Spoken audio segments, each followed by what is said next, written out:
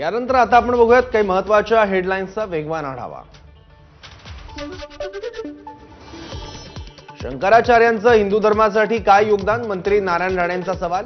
रामललांच्या प्राणप्रतिष्ठापना कार्यक्रमात शंकराचार्य सहभागी होणार नसल्याचा मुद्दा चर्चेत। राणेंचं शंकराचार्यांना प्रत्युत्तर।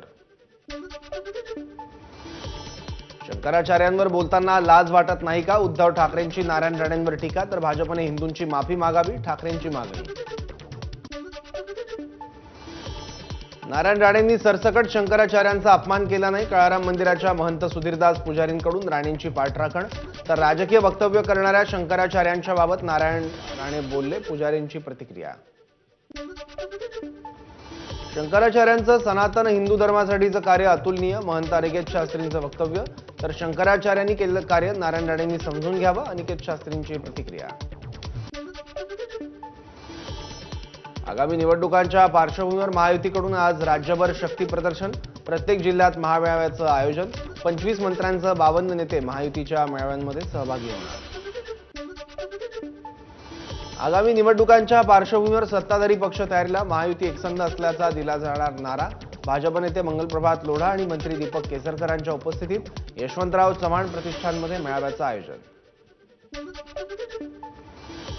आगामी काळात महायुतीमध्ये येणाऱ्यांची संख्या मोठी असेल, भाजप प्रदेशाध्यक्ष चंद्रशेखर बावनकुळेंचा दावा, तर जागा वाटपात जी जागा ज्या पक्षाला मिळेल ती आम्ही निवडून आणू, बावनकुळेंची प्रतिक्रिया। महादेव जानकरांचा भुजबळांना साष्टांग दंडवत, राज्याचा मुख्यमंत्री म्हणून भुजबळांचा जन्म व्हावा, जानकरांचं वक्तव्य। काँग्रेस नेते मिलिंद देवरा शिंदे गटात आल्यावर आमची ताकद वाढेल, आमदार संजय शिरसाटांचं वक्तव्य। मिलिंद देवरांना शिंदे गटात येण्यासाठी संजय शिरसाटांचं आवाहन। शिंदेंना साफसफाईची सवय, आता त्यांना साफ करा, उद्धव ठाकरेंचा मुख्यमंत्री शिंदेंना टोला। मतदानाचा अधिकार वापरा आणि कचरा साफ करा, ठाकरेंचं जनतेला आवाहन। कल्याण लोकसभेत आता निष्ठावंत उमेदवार देणार, गद्दार नाही, उद्धव ठाकरेंचं कल्याणमध्ये वक्तव्य, तर जी चूक झाली ती झाली, मी त्यांना घरच समजत होतो,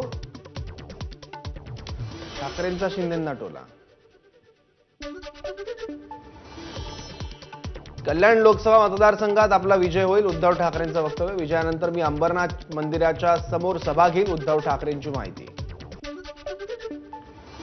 राम मंदिराचा सोहळा धार्मिक असेल तर शंकराचार्यांना आणि राजकीय असेल तर राष्ट्रपतींना बोलवा, उद्धव ठाकरेंची केंद्र सरकारला आवाहन, तर रामललाची प्राणप्रतिष्ठा राष्ट्रपतींच्या हस्ते व्हावी, ठाकरेंचं मत।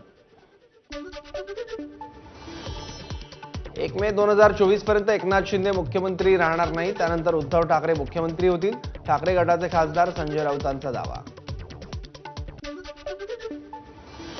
उद्धव ठाकरेंचे माझ्या मतदारसंघात स्वागत, ठाकरेंनी आधी दौरे केले असते, लोकांमध्ये गेले असते तर चित्र वेगळं असतं, खासदार श्रीकांत शिंदेंचा उद्धव ठाकरेंना टोला। ज्या पक्षाने राम मंदिराला विरोध केला त्या पक्षासोबत बाळासाहेबांचे वंशज मांडीला मांडी लावून बसतात, खासदार श्रीकांत शिंदेंची उद्धव ठाकरेंवर टीका। उद्धव ठाकरेंनी जुन्या कार्यकर्त्यांवर अन्याय केला, नरेश म्हस्केंचा ठाकरेंवर आरोप, तर आदित्य ठाकरेंना पहिल्या टर्ममध्ये मंत्री केलं, ही घराणेशाही नाही का? म्हस्केंचा सवाल। मुख्यमंत्री असताना मुंबईत अटल बिहारी वाजपेयींचा पुतळा उभारण्याला ठाकरेंनी नकार दिला, भाजप आमदार राम कदम यांची माहिती। आज उद्धव ठाकरे वाजपेयींवर बोलताय, कदमांचा ठाकरेंना टोला। उद्धव ठाकरे कार सेवेत तुम्ही कुठे होता? भाजप नेते आशिष शेलारांचा उद्धव ठाकरेंना सवाल, तर उद्धव ठाकरेंचं हिंदुत्व भोंदूपणाचं, शेलारांची ठाकरेंवर टीका। शिवसेना राहिली कुठे? होती नव्हती सगळी शिवसेना संपली, मंत्री नारायण राणेंचं वक्तव्य। आता राहिलेत ते पण आमदार खासदार आमच्याकडे येतील, राणेंची ठाकरे गटावर टीका। ठाकरे गटाचे आमदार शिंदे गटात येणार, मंत्री उदय सामंतांचं वक्तव्य, तर आम्ही उद्धव ठाकरेंसोबत खंबीरपणे उभे राहू, ठाकरे गटाचे आमदार वैभव नाईक यांची प्रतिक्रिया। माझ्या दाढीत अनेकांच्या नाड्या आहेत, दाढीवर हात फिरवला की अनेकांना धास्ती वाटते, विरारमध्ये जागतिक मराठी संमेलनाच्या भाषणात मुख्यमंत्र्यांचं मिश्किल वक्तव्य। ज्यावेळी महायुतीच्या सभा सुरू होतील त्यावेळी विरोधकांचं पानिपत होईल, मुख्यमंत्री एकनाथ शिंदेंचा विरोधकांना टोला, तर आपली शिवसेना ही खरी शिवसेना, मुख्यमंत्र्यांची प्रतिक्रिया। संपूर्ण राज्यातील मंदिरं आणि परिसर स्वच्छ करणार मुख्यमंत्री एकनाथ शिंदेंची माहिती. तर राम मंदिराच्या अनुषंगानं सर्व मंदिरांना विद्युत रोषणाई करण्याचे मुख्यमंत्र्यांकडून आदेश. पुण्यात राज ठाकरेंच्या उपस्थितीत गणेश कला क्रीडा संकुलात मनसेचा मेळावा. आपलं गाव स्वच्छ ठेवा, राज ठाकरेंचं सरपंचांना आवाहन.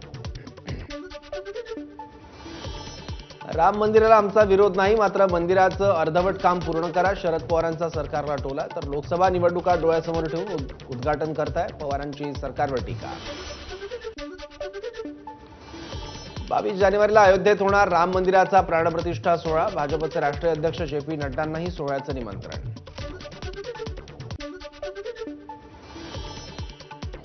माजी क्रिकेटपटू आणि भारतरत्न सचिन तेंडुलकरला राम मंदिर सोहळ्याचं निमंत्रण.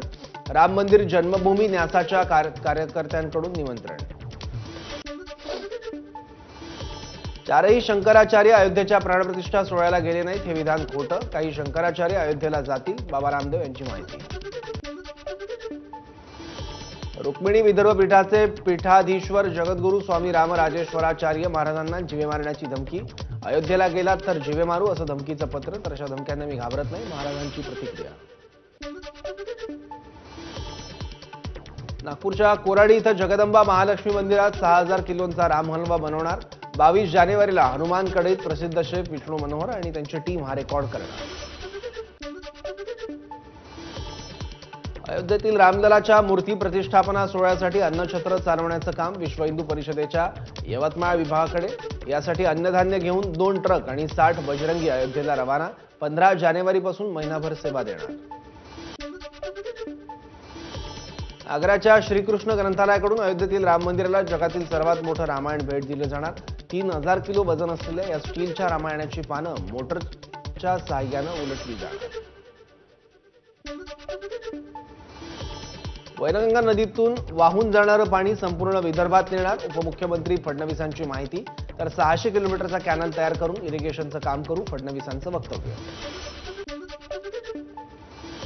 मनसे अध्यक्ष राज ठाकरे आप्पासाहेब धर्माधिकारींची भेट घेणार. 15 जानेवारीला मुंबईत घेणार भेट. ज्यांना मी पदं दिली, तिकीट दिली, ते आज काही जण घोंगडी बैठका घेत आहेत. अजित पवारांचा शरद पवार गटाच्या पदाधिकाऱ्यांना टोला. मी आमदार म्हणून जेवढं काम केलं तेवढं काम कोणीच करू शकत नाही, अजित पवारांचं वक्तव्य. नाना पटोलेंच्या नेतृत्वात काँग्रेस लोकसभा निवडणुकीच्या मैदानात उतरेल. काँग्रेस प्रवक्ते अतुल लोंढेंची माहिती. तर नाना पटोले आमचे कॅप्टन, लोंढेंची प्रतिक्रिया. जळगाव लोकसभा मतदारसंघात संख्याबळ अधिक असल्यानं इथं आम्हाला संधी मिळावी, शिंदे गटाची मागणी. तर काही उत्साही कार्यकर्ते अशी वक्तव्य करतात, पण गेल्या कित्येक वर्षांपासून ही जागा भाजपची आहे आणि आमच्याकडेच राहील, आमदार सुरेश भोळेंचं वक्तव्य. शरद पवारांनी संधी दिली तर जुन्नर विधानसभा लढवेल. काँग्रेसचे युवा नेते सत्यशील शेरकरांचं वक्तव्य. पवारांनी 3 महिन्यात शेरकरांच्या विघ्नर साखर कारखान्यावर 2 वेळा दिली भेट. खासदार अमोल कोल्हेंनी कॅमेऱ्यासमोर अभिनय करावा, पत्रकारांसमोर अभिनय करू नये. खासदार सुजय विखेंचा अमोल कोल्हेंना सल्ला. शिवरायांची वाघनखं येण्याआधीच काही लोकांच्या पोटात दुखतंय, पण या वाघनखांचा उपयोग तुमच्या पोटासाठी नाही तर ऊर्जा वाढवण्यासाठी होईल. जाणता राजा महानाट्याच्या उद्घाटन प्रसंगी मुनगंटीवारांची विरोधकांवर टीका. शिवरायांचा इतिहास पुढच्या पिढीपर्यंत पोहोचत नाही तोपर्यंत आपला देश बलशाली होऊ शकणार नाही. म्हणूनच महाराजांच्या 350व्या राज्याभिषेक वर्षानिमित्त हा इतिहास जनतेपर्यंत पोहोचवण्याचा सरकारचा प्रयत्न आहे, फडणवीसांचं वक्तव्य. मला मुख्यमंत्रीपद, मंत्रीपद आणि आमदारकी नको, मला फक्त ओबीसींसाठी काम करायचं आहे. मंत्री भुजबळांचं ओबीसी मेळाव्यात वक्तव्य. तर आम्ही पेटवणारे नाहीत, पटवणारे आहोत, भुजबळांचा जरांगेंना टोला. बीडमध्ये ओबीसींची महाएल्गार सभा. सभेला भाजप नेत्या पंकजा मुंडे अनुपस्थित. तर पंकजा मुंडे न येण्याचं कारण त्यांनाच विचारा, जानकरांची प्रतिक्रिया. संकल्प भारत यात्रेचा रथ रोखणारे महाविकास आघाडीचे कार्यकर्ते. केंद्रीय मंत्री ज्योतिरादित्य शिंदेंचा आरोप. तर 50 वर्षात जे घडलं नाही ते आता मोदी सरकारमध्ये घडतंय, शिंदेंचं वक्तव्य. ओबीसींच्या आरक्षणाचं महाभारत ओबीसीत जिंकणार, गोपीचंद पडळकरांचं वक्तव्य. तर राज्य सरकारने तात्काळ शिंदे समिती स्थगित करावी, पडळकरांची मागणी. खासदार श्रीनिवास पाटलांच्या पत्नी रजनी देवींचं पुण्यात निधन. खासदार उदयनराजे भोसलेंकडून खासदार श्रीनिवास पाटलांचं सांत्वन. स्वरयोगिनी प्रभा अत्रेंच्या निधनानं संगीत आणि कला क्षेत्राची मोठी हानी. मंत्री सुधीर मुनगंटीवारांकडून शोक व्यक्त.